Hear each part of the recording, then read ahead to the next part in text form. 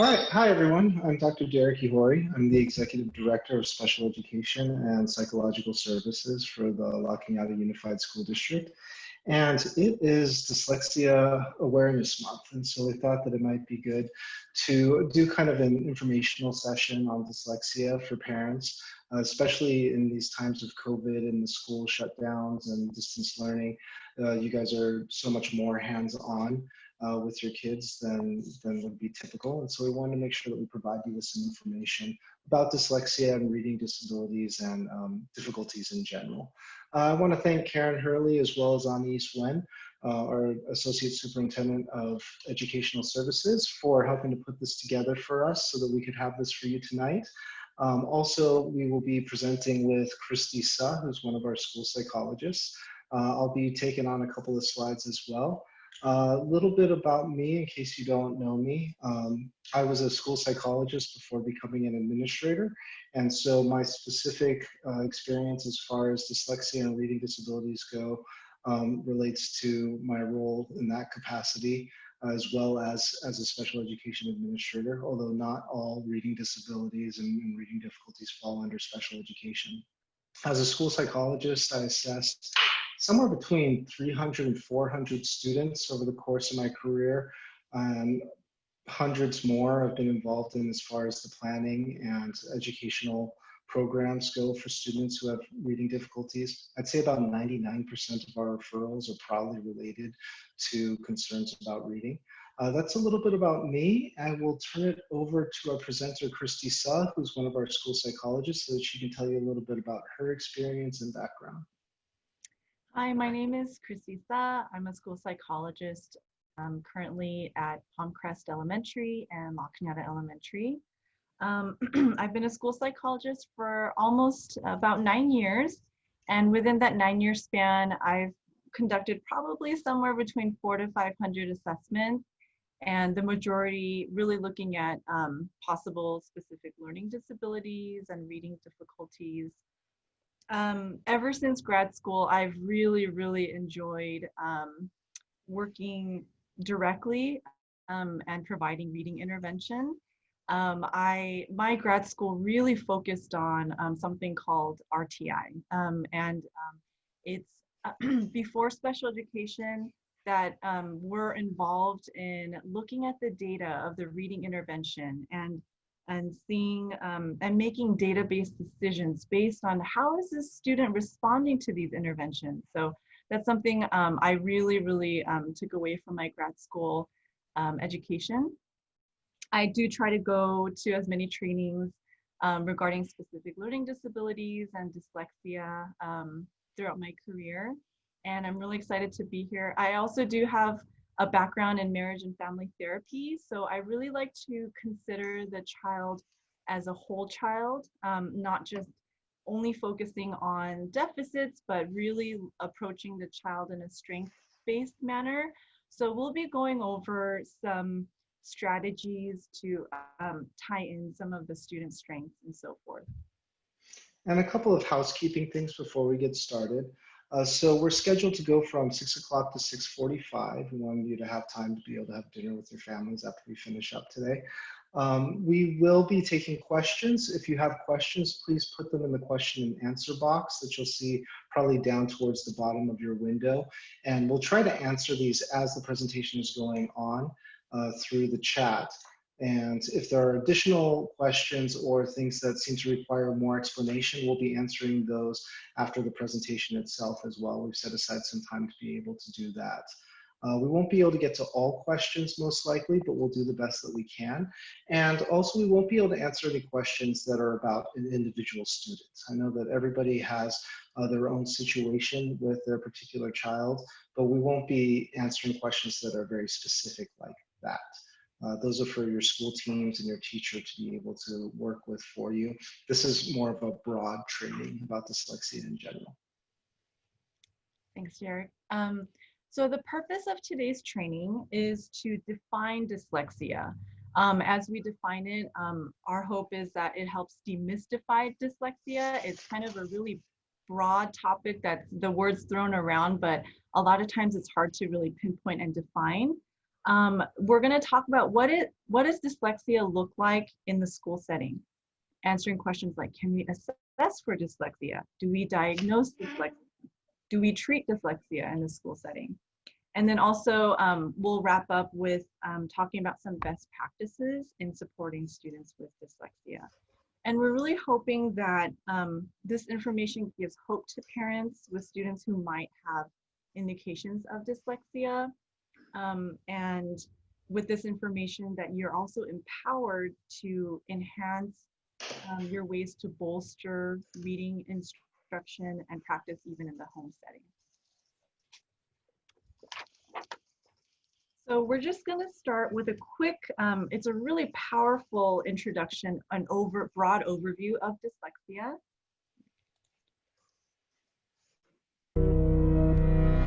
Take a moment to read the following.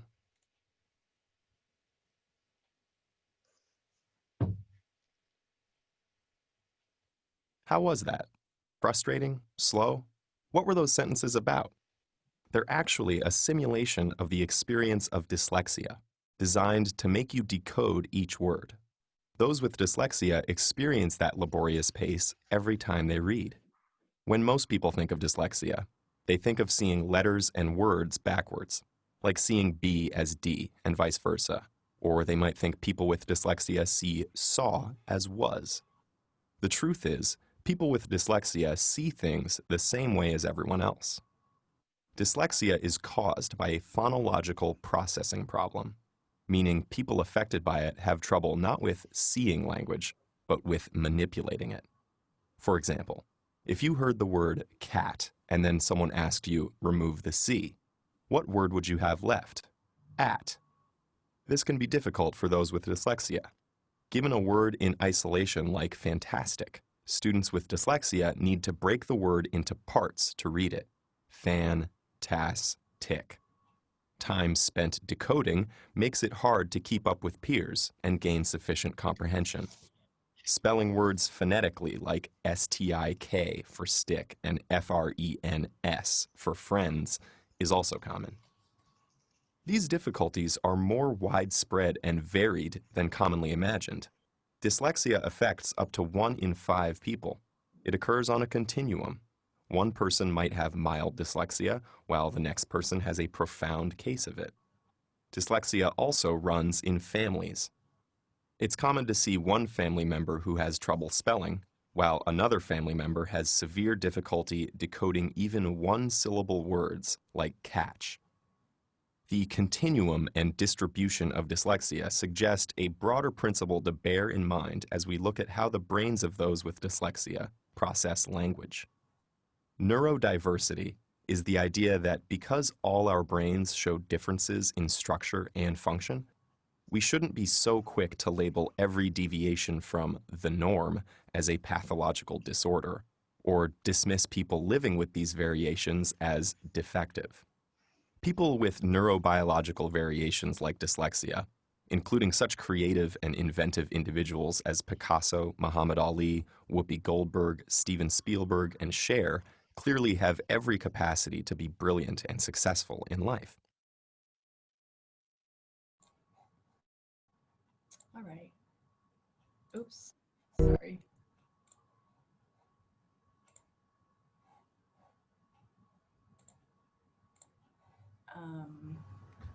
Sorry, having a little tech trouble. Okay, so now let's unpack this further of what dyslexia looks like in the school setting. So there are actually multiple definitions of dyslexia, all very similar, but these are definitions across very well-established organizations, such as the International Dyslexia Association, the American Academy of Pediatrics, and the International Classification of Diseases. But in summary, according to our California dyslexia guidelines, it took all of these definitions into consideration, and dyslexia involves a specific deficit or a weakness in single word decoding. So in that single word, the student has difficulty decoding that word. that is based on a weakness in the phonological aspect of language. So it's not a visual processing disorder. It's in hearing the sounds. The student has difficulty hearing and splicing the sounds of the words. And because of difficulty in decoding that single word, it may have a secondary impact on reading comprehension. So the commonalities between all of the definitions are that it's neurological, dyslexia is neurobiological in origin. So what does that mean? It means that the brain activity actually differs in students with dyslexia from students without dyslexia. And I'll show an image again later on. Difficulties at the single word level. An unexpected difficulty given other learning cognitive skills and abilities, and the presence of quality instruction. That's a given that we would expect that even given quality instruction that the student would have difficulty. But what this unexpected difficulty means is that there is a significant discrepancy or a very big difference between the student who has maybe average to high average overall cognitive abilities or abilities in other areas, but whereas in contrast to the very low reading skills, that's that unexpected difficulty. And then it may result in difficulty in constructing meaning from text and associated academic skill development, such as reading comprehension and writing. But surprisingly, it doesn't always affect it. I have students who have indications of dyslexia at the single word level. If you present a single word to the student, he or she has a really hard time decoding, but within context, he has really strong reading comprehension. But we'll unpack that a little bit more later. So here are a few answers to some common questions about dyslexia in the school. So this is the answer that we would reply with. Yes, special education assesses for dyslexia in the school setting, but we use a different nomenclature. We don't label it dyslexia. It's considered under the eligibility of specific learning disability, and one of the areas might be basic reading skills. No, special education does not diagnose a student with having dyslexia. We consider eligibility for special education, but we don't diagnose. But again, he or she can be found eligible for special education services under specific learning disability if they meet the criteria. And yes, teachers are trained to educate students with dyslexia because they utilize evidence-based reading instruction, and we're going to unpack that a little bit more. And then I just wanted to note really quickly that there are researchers, and these are researchers in my field that are very well established, of Fletcher, Lyon, Fuchs, and Barnes, and they have said that the research indicates that the nature of the intervention programs is less important than its comprehensiveness and intensity, meaning that the reading intervention doesn't have to be a specific program, like a nicely packaged program. It has to do with utilizing evidence-based reading instruction and being comprehensive and intensive. All right, so a lot of times parents are somewhat confused if they have a clinical diagnosis of dyslexia, and then that doesn't necessarily equate to special education eligibility. And so something that's really important for people to understand is that the reason for that is because there's different criteria for eligibility for special education than there is for a diagnosis in the clinical world. So if you were to get a diagnosis of dyslexia from a clinical psychologist, they're probably using the Diagnostic Statistical Manual 5th edition. That's where psychological diagnoses come from in the clinical world, where they're looking at things very globally. That's very different criteria than what's used for special education through the Individuals with Disabilities Education Act. and they're called different things. In the Diagnostic Statistical Manual, it's not actually called dyslexia. It's called a specific learning disorder in the area of reading. And I'll kind of preface this by saying I'm not a DSM-5 expert. I'm not a clinical psychologist. I'm a school psychologist. And so some of this information is just straight from the DSM, and I don't have additional things to kind of add into there as we go through the DSM criteria. So there's 4 different criteria in the DSM to get a diagnosis of specific learning disorder. And the first is difficulties with learning and using academic skills persisting for at least 6 months despite having received some interventions. And the different symptoms of that, the student just needs to meet one of them, would be inaccurate or slow, effortful word reading, difficulty understanding the meaning of what is said, which is comprehension, difficulties with spelling, difficulties with written expression, and then there's also things related to math if you're looking at a specific learning disorder for math. Now, criterion B is where I see some inconsistencies in clinical reports that come to us. Sometimes parents come to us with a diagnosis and their clinical psychologist has done an assessment report. So criterion B is actually the measurement of how low the student's reading skills are. And so what the DSM says there is that the affected academic skills are substantially and quantifiably below those expected for the individual's chronological age. And so that means that you're performing far lower than what is expected for your age range. A lot of people feel as though that's their cognitive ability, that if they have very, very high cognitive ability, that they should be reading at that same level. And if they don't, then they have dyslexia. Based off of the DSM-5, what it says is below those expected for the individual's chronological age. And there's another section of the criteria called the diagnostic features section, which itemizes that a little bit more and says that for the greatest diagnostic certainty, that the student should be performing at around below the 7th percentile. They give a little bit of flexibility and they say that based off of clinical judgment, you could be looking at scores that are about 16th percentile or below. And again, this is where I see a lot of differences as far as clinical psychologist diagnoses go. Some of them, they have a diagnosis of dyslexia, but their reading scores are far above average or within the average range. Again, I'm not a clinical psychologist, so I don't know the intricacies of how they came to that conclusion. But this is what the DSM says, is that you're below the 16th percentile, or for the greatest diagnostic certainty, you're below the 7th percentile. Just for context, the average range is between the 25th and the 75th percentile. And a lot of people say, are you kidding? The 25th percentile is within the average range?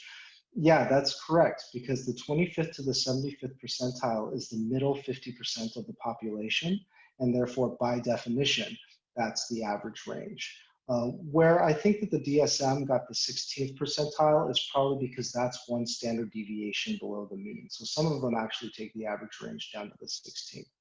But generally speaking, we're looking at the 25th to the 75th percentile as being average. The next criterion for the DSM is that the learning difficulties began during school age years. They may not manifest until later on, but that's one of the criterion. And the last criterion for the DSM-5 is the exclusionary conditions, those are actually pretty similar to what's in the special education criteria. And they're things like, your difficulty with reading isn't because you have a vision impairment, for example. Like if you're blind, then your reading difficulties may be related to that. Or if you need glasses and you don't have glasses, your reading difficulties may be related to the fact that you're not able to see what it is that you're reading. One of the other exclusionary criteria there would be an intellectual disorder. That again is where sometimes I see some inconsistencies with different clinical psychologists when they issue diagnoses. So if you have an intellectual disorder and your cognitive ability, your IQ is below 70, then chances are you have some global delays there. And so you don't have dyslexia according to the DSM-5 because you're looking at you've got global delays, and it's not only in the area of reading. Your scores are not based off of where it is like an average range cognitive ability. So that's the DSM-5, which the clinical world uses because they're looking more globally. When we look at IDEA and special education eligibility, it's called a specific learning disability. So again, it's not actually called dyslexia, and that's why sometimes when parents say, why aren't you calling it dyslexia? It's because the actual category in the law is called specific learning disability, and that can be in the areas of basic reading skills or reading comprehension. Now, the criteria that we're looking at there is a significant discrepancy between your cognitive abilities, so your IQ, and your academic achievement. And not just that big gap, which the law defines as 22 points, but it's caused by a processing deficit. So that might be visual, auditory, sensory motor, attention, conceptualization, expression. There's a few different processing deficits that come into play there. And they're not just any processing deficits, they're ones that are defined by the California Code of Regulations. So sometimes you'll have a clinical psychologist say, well, he's got a deficit in executive functioning. Executive functioning is not one of those processing areas defined by California. Now, attention is an executive function, and it could fall under one of the processing areas, but executive functioning as a whole is not necessarily in there. And so that's part of why when there's a referral for special education, we have to do our own assessment because we're looking at it through a different lens, and we're looking at it based off of different criteria. And we need to determine eligibility based off of all of that.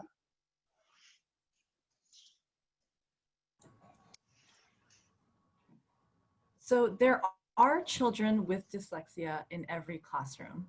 The IDA estimates that up to 15 to 20% of the population may have symptoms of dyslexia. But that doesn't necessarily mean that they would get diagnosed with dyslexia, similar to we might experience symptoms of anxiety, but might not get diagnosed with anxiety, with an anxiety disorder. And not all students with dyslexia actually require special education. So remember the video talked about the continuum of dyslexia. So there it can go from mild to moderate to pretty severe dyslexia. The severe symptoms would definitely warrant special education services. But we really want to focus on the power of intervention. So especially in the early elementary years, teachers are working to provide reading and phonics instruction and intervention. I do a lot of classroom observations and of students, and I see the small group instruction happening. So it's really good to see. And the brain studies show that that children with characteristics of dyslexia have a different brain imaging on the left side of the brain, but after many hours of targeted intervention, when they do another brain imaging, it actually changes and looks similar, more similar to peers without dyslexia.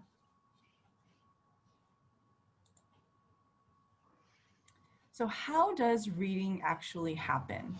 I just wanted to put this illustration up to show that reading is a really complex number of strands that need to be interwoven, to be increasingly automatic, to be increasingly strategic in order to become a fluent reader.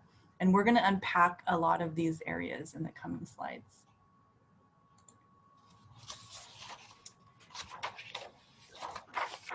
So the National Reading Panel have identified 5 areas of reading instruction that are a necessary part of effective reading instruction. So you'll see a little umbrella above phonological awareness. I know that phonological and phonemic awareness, those kind of terms have been used interchangeably, but phonological awareness is actually the umbrella term. Phonological awareness is the ability to hear and manipulate sound structures of language at the sentence or the word or syllable or the phoneme. Phoneme is just one single sound within a word, that level. So that's just the sound structure of language. Now, phonemic awareness, it involves the knowledge that words, so this is at the single word level, are comprised of individual sounds that can be manipulated.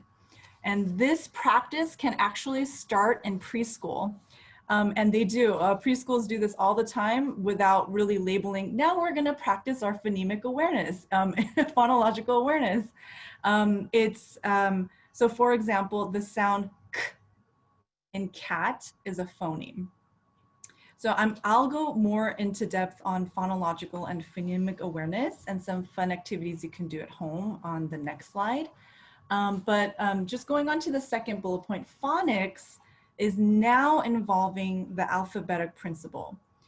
So this is talking about and knowing that words are comprised of letters that represent sound. It's that sound to letter correspondence. So that comes second after really practicing that phonological and phonemic awareness. And fluency with connected text. Connected text just means multiple sentences that are related to each other. So fluency means you're reading words without really concerted, noticeable effort, mental effort, and mastery of a lot of word recognition skills. And that fluency develops over considerable time and a lot of practice. So really try to practice that choral reading or responsive reading at home orally. That really helps. And fluency, why is that important? It's because if you have low fluency, a lot of times that impacts your reading comprehension. So that's why it's important to become a fluent automatic reader. And vocabulary. These are words that we have to know to communicate effectively, either listening vocab or speaking vocab, reading vocab, writing vocab. Vocabulary is so important because it's something you can work on without actually reading.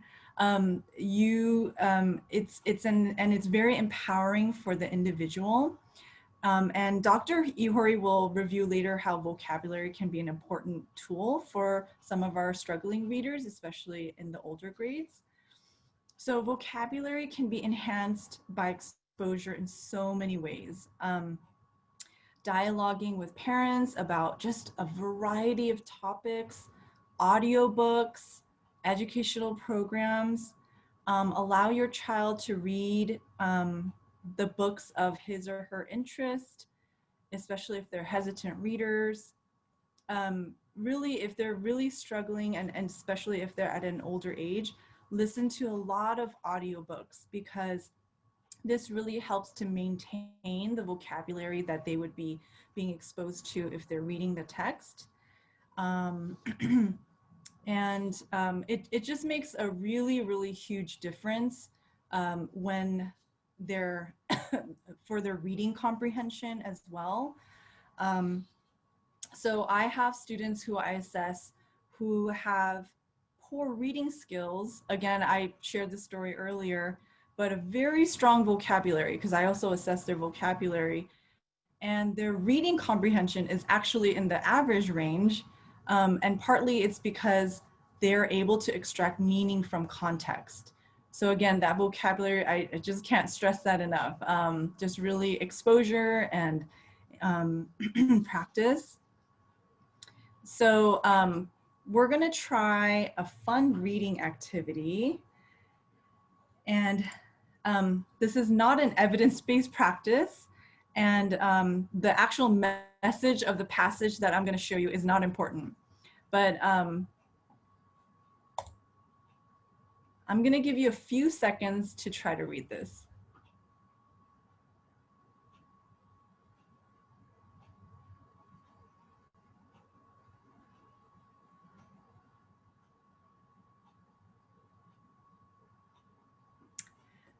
So I just wanted to share this as a fun reading activity just to show the power of vocabulary and context in reading.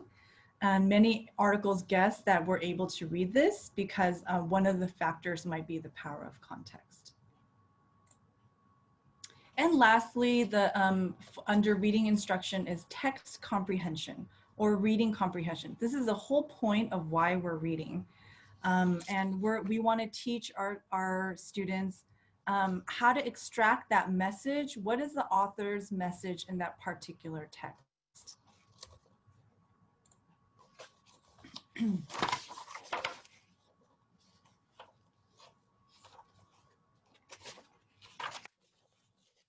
So let's look deeper into phonological and phonemic awareness.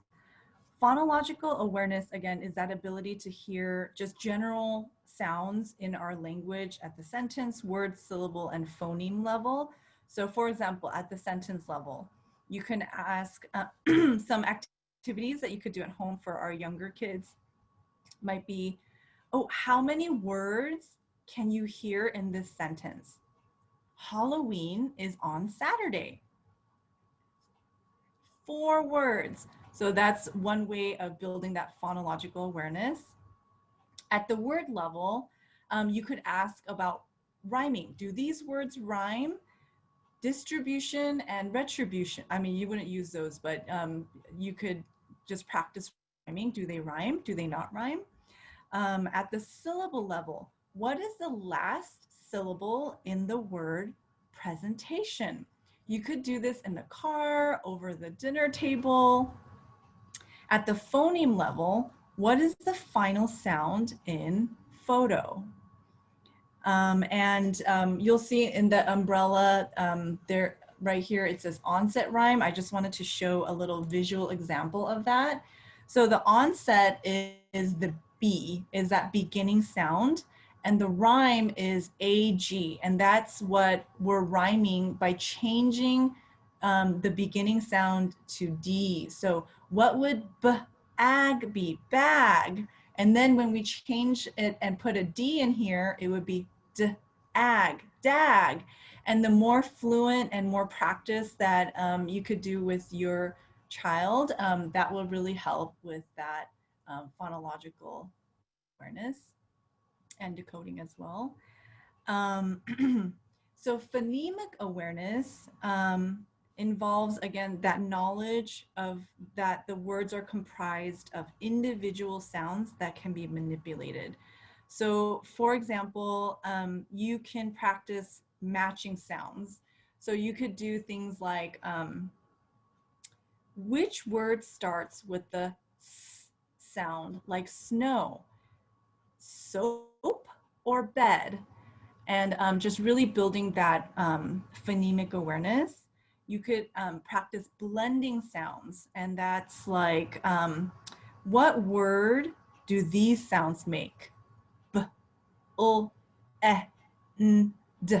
What's the word? And then have them guess the word. Segmenting words are segmenting sounds. You could say the word seg one sound at a time. So if you say, let's segment the sounds, let's take the sounds apart for the word seg, it's s, e, g. And those are really good prerequisite skills for reading and decoding later on. And then rearranging sounds in words. So for example, you could ask your child, try to say clever without saying oh. So it'd be kever. And ideally, phonemic awareness should be first taught without any letters, using things like blocks or chips or Legos, anything just kind of visually consistent. And until those sounds become salient to the child.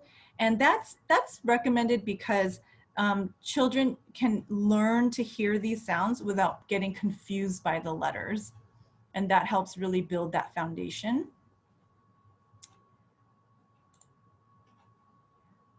So this is a quick video highlighting the differences in the brain for students with dyslexia and without.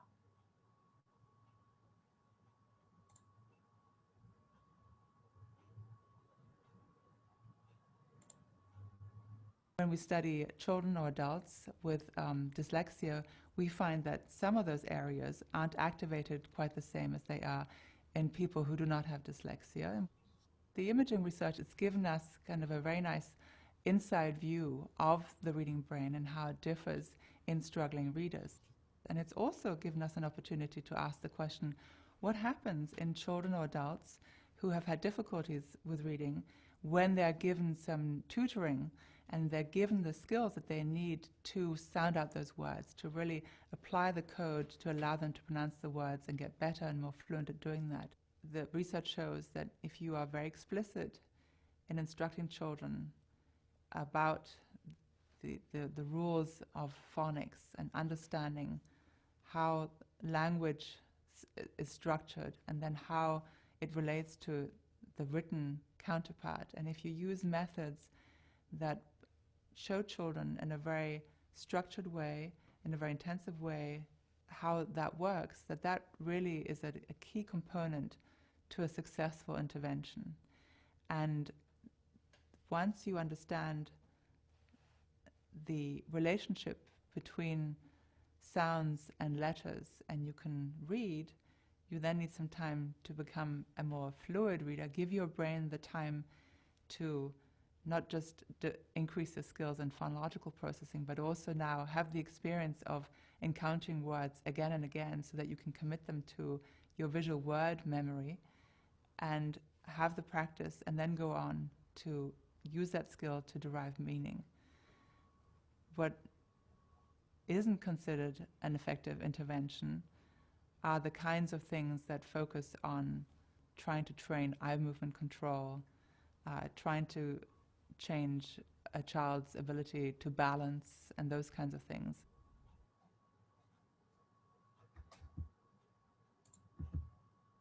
When we study children or adults,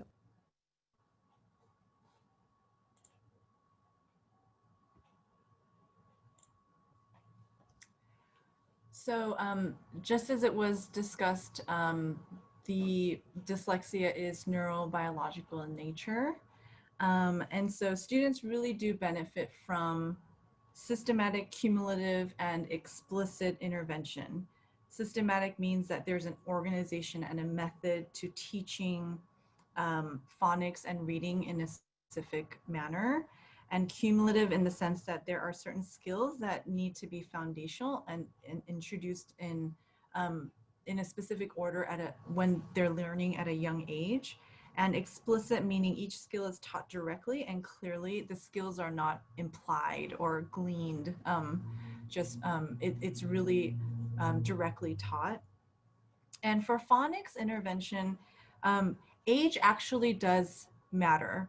So there's something about the plasticity in our brain and the way that that the brain wires and needs to rewire when they're at an older age. So at a younger age, phonics does have a very strong impact until about second grade. Not to say that it can't be continued, but the research shows that phonics instruction does not have as big of an impact after second grade. And that's again because after a certain age, it requires almost twice as much effort in order to undo some of the patterns and then rewire some of the patterns. So a lot of times the older students, they really benefit from reading intervention that focuses on reading comprehension and looking at context to assist with understanding. So again, the good news is that a lot of the reading difficulties can be resolved or greatly diminished as we are using evidence-based reading instruction and multisensory methods. So that's touch and sound, and we'll go over that, some of these strategies. So I just wanted to highlight some different models of teaching.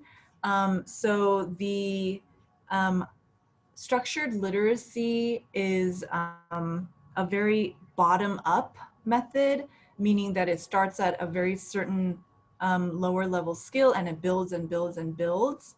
And that is very effective for our younger students that don't have as strong of an executive functioning and abstract thinking to really sufficiently organize the information that's coming at them. They need it piecemealed and systematic, repetitive. That's why it's helpful for younger students. For older students, a top-down approach or a balanced literacy approach might be more beneficial, especially as their executive function skills and abilities show continued maturation. But these literacy and reading strategies and instruction strategies, they're not mutually exclusive, meaning in a classroom, meaning that both of them can be utilized by the teacher in the classroom. The teacher can draw on these evidence-based practices from each type of reading instruction. So for example, I've seen it really effectively used in the classroom where doing something like read aloud, that's under the balanced literacy. The teacher would read a text aloud to stop the students at significant points during the text to ask for comments, to facilitate discussion of what's happening in the text. I just saw that on a Zoom classroom, and it was really powerful to see how deep the students can go in their understanding. One other example would be guided reading.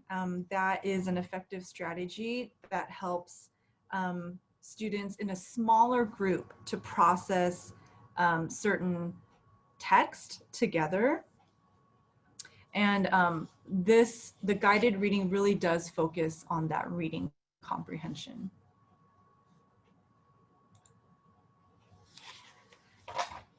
So let's explore a few more evidence-based interventions for teaching reading. So under phonology, and this is for the younger students, for rhyming, we all have, we know a lot of rhyming songs or poems. So for example, like Twinkle, Twinkle, Little Star, what you could do to really highlight that phonological awareness is for every rhyming word, you could say it louder or you could whisper it, like twinkle, twinkle, little star, how I wonder what you are. So that's really focusing that phonological and rhyming awareness. And some examples of ways to practice syllables in a very multisensory method is, you could see in the pictures here, you can have actual items. This picture on the top left is showing actual items, and they're categorized by how many syllables are in each word. Is this a one-word syllable, a two-word syllable, a three-word syllable, a four-word syllable? Like tomato is under 3. You could do that with paper bags and pictures. So that's a multi-sensory way. And of course, clapping to the syllables is also a very effective multi-sensory way. Another really great multi-sensory sound symbol approach for digraphs. That's 2 letters that make one sound. So for example, for a digraph like CH, you could wear a plastic ring and tap it on your chin. For SH, you would gesture like this, like shh. And then for WH, you could use a whistle to blow, just to associate sensory and tactile strategies with, and associating it with that phonological awareness.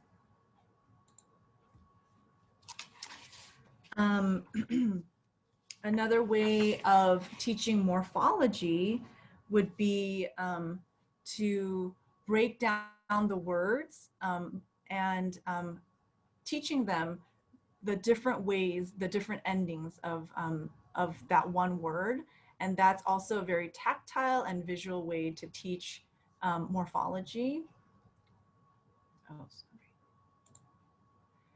And then for something like syntax, and that involves teaching word order in a sentence. how to form sentences and phrases from words and what types there are. So for example, what's the passive voice and adverbial clauses.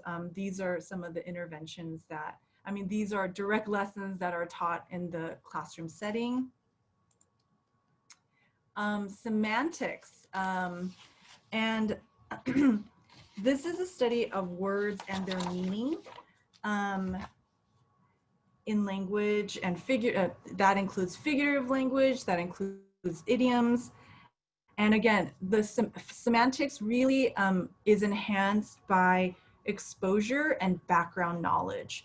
So, and vocabulary really greatly helps in enhancing a student's semantics.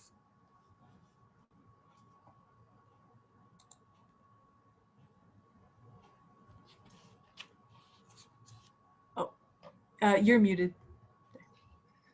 I knew that was going to happen to me sooner or later. So as Christy was saying, after about second grade, and there was just a question in the chat about this, after about second grade, the focus on phonological awareness skills is not as effective for students as far as intervention goes. We still want to work on it, but more benefit is gained from practicing with accuracy and comprehension.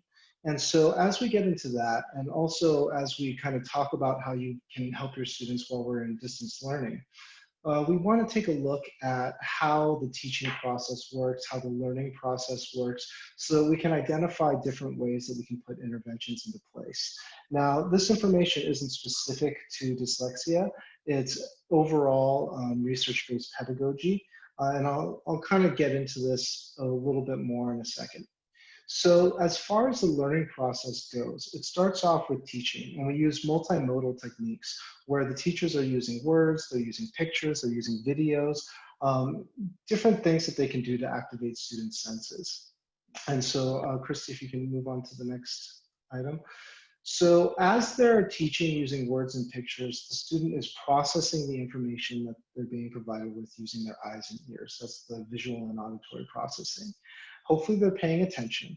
If they're paying attention, then information goes into working memory. So Christy, if you can hit to the next item. So if they're not paying attention, then the information never actually gets into working memory. And that's where you start to suspect things like ADHD and may not necessarily be a dyslexia related issue. But if they're paying attention, then it goes into working memory. And working memory is where the magic happens. This is where your brain is really processing the information. Information only stays in working memory for 30 seconds max. It doesn't stay in there for very long. And what working memory does is it tries to cycle through the information and act kind of like a coin sorter. So what a coin sorter does is it takes all the coins and it puts them into nice, neat little piles. That's what your working memory is trying to do, is it's trying to take the information that is coming from the teaching and sort it into nice, neat little piles that it can then send to long-term memory. Christy, if you can hit the next. And so the way that it figures out what piles that information goes into is based off of prior knowledge. So what we want to do is we want to try to activate that prior knowledge so that all of the information gets sorted into the piles that it needs to get sorted in, stored in long-term memory, which then keeps the information for years and allows the student to be able to integrate that information with other things that they've learned. Now, what happens if you don't have a whole lot of the prerequisite skills?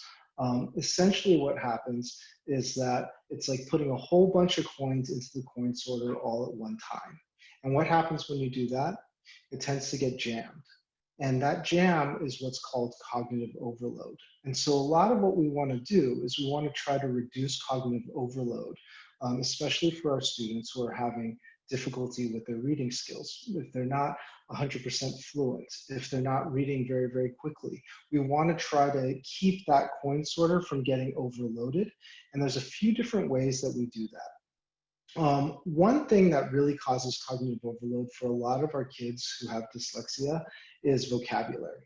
So sometimes they've got language-based disabilities, and sometimes they're having difficulty with the words themselves and reading the words themselves. So one strategy that we can use to assist them in avoiding that cognitive overload is by providing them with a vocabulary list that has the definitions right there. And not only just giving it to them to take a look at, but have the student have it right next to their book so that when they come across a word that they don't know, they can quickly look at the vocabulary list, see what the word is, see what the definition is, and then go back to their reading without having to take too much time away from it. I think we've all been in that situation where we come across a word that we don't know, and then what do? We have to look it up in the glossary. And where's the glossary? The glossary is in the back of the book. So you have to go all the way to the back of the book. If you're planning ahead, you put your hand on the page that you're at as you flip to the back of the book. And then what happens? Now, in your head, you're reciting the alphabet, A, B, C, D, E, F, G. If you're really advanced, you start with L, M, N, O, P, and you start going from there. You finally find the word that you were looking for. You identify the definition. You try to memorize it. Now you've got to flip back to where you were reading before and try to pick up where it is that you left off. All of that contributes to cognitive overload and increases the difficulty level of comprehension for our students who have difficulty reading already. So that little intervention of having that vocabulary list can be very, very effective. Another thing that can be really effective for our students is teaching them how to take notes or highlight while they're reading. Because later on, when they need to reference back and cite how they came to some kind of a conclusion, or if they have to answer any other kinds of comprehension questions, you don't want them to have to go back and have to reread the entire chapter trying to find the information. So teaching them how to take good notes, how to outline things, creating Venn diagrams to be able to link things together, and do that as they're reading through can really help many of our students so that they don't end up needing to take an extraordinary amount of time having to reread things. And those who have difficulty with reading fluency can also benefit from additional time. That's one of those accommodations that we very often provide. When we provide it, it's because the student is actually running out of time. So we want to make sure that we're being careful about that as well. And also making sure that as we start a new concept, whether it's science or history or literature, whatever it is, trying to have a discussion with the student to find out what it is that they can pull from their prior knowledge that relates to the subject that you're working on and the piece of work that you're about to start reading, because that helps to, again, engage that working memory and get the information that they're reading comprehended and into long-term memory. So those are just a few kind of quick and easy interventions that not only are we able to provide within the school environment, but while you're in the distance learning environment and you're assisting your child, you can put into place as well. So I think that covers the crux of what it is that we're going to be going over today. I know that we went a little bit over. It's 6:52 right now. I'm going to look into the Q&A and scroll through real quickly. Is Sunday available for K2 only? I believe that we're focusing Sunday on K2, possibly 3. Christy, I think you looked into that a little bit yesterday as well, right? Yes, sometimes K3, it can go all the way up to K3. And depending on a student's particular difficulties, we have had some middle schoolers and high schoolers who had very, very low reading skills that we've had Sunday available for them as well. But that depends on the student's actual specific area of difficulty and what their case is. Let's see. There's a question of the total kids enrolled at LCSD, how many have an IEP? We have roughly, I believe, 450 students, 450, so 450 students with IEPs in the district. Of the kids with IEPs, how many have it due to a specific learning disability? You know, I don't know the exact answer off the top of my head. I think it's roughly around 25. You know what, I'm not gonna hazard a guess there. I don't know the specifics, but I'm able to get it pretty easily if I needed to. Okay, all right. So I think that pretty much covers all of our time. It's 6:55 now. Again, I really want to thank Christy for taking time out of her busy schedule to help to put this presentation together and doing a lot of research to bring this to you. Also, Karen and Anais, thank you for putting this together and giving us the platform to be able to provide this information to a large number of parents. If you have any questions or anything, feel free to reach out to us. Again, thank you for joining us and have a great night.